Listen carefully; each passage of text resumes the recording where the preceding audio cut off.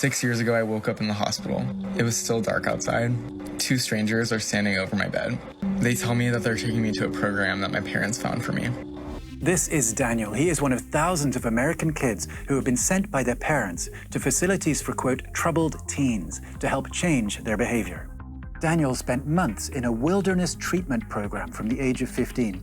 He says he and other teens were isolated, forbidden from speaking, and even assaulted. Survivors of these so-called wilderness therapy programs say that abuse is rampant and that the therapy techniques cause more harm than good, even though parents may pay tens of thousands of dollars for them. Vanessa Hughes runs a non-profit that encourages teenagers to break code silence by going on TikTok to tell their stories.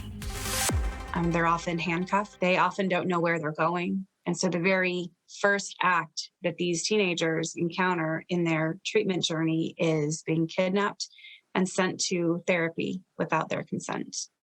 So a lot of the wilderness therapy programs purport to use adventure therapy.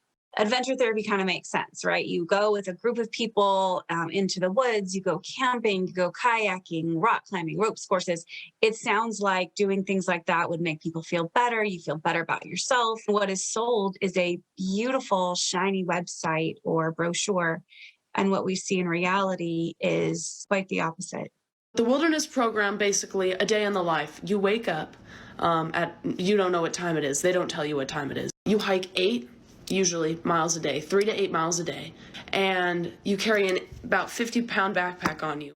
We have reports of youth who need to eat rocks, who sit by themselves without the ability to speak or look at other students that they are there with. Hi, good morning, and welcome to Wilderness Therapy.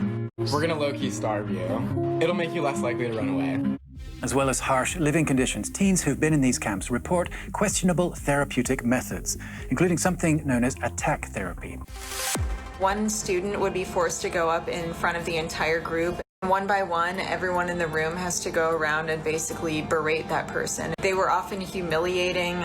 They would last several hours. In the end, the person would often be broken down in tears. Some of the long-term impacts of residents of these facilities that we're seeing within our community include pretty high rates of complex post-traumatic stress disorder. We have quite a high rate of suicide and others that die of drug overdose.